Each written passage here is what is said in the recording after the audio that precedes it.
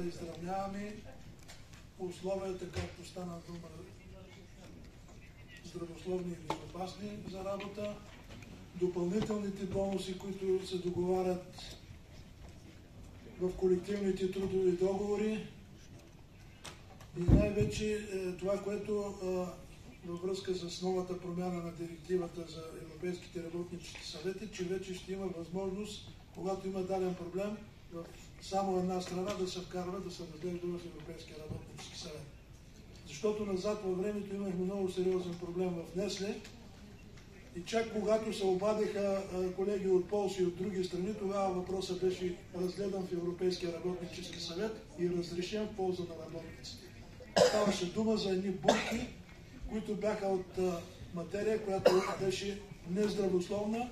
Жените бяха целите, обреднати тук червено и така нататък.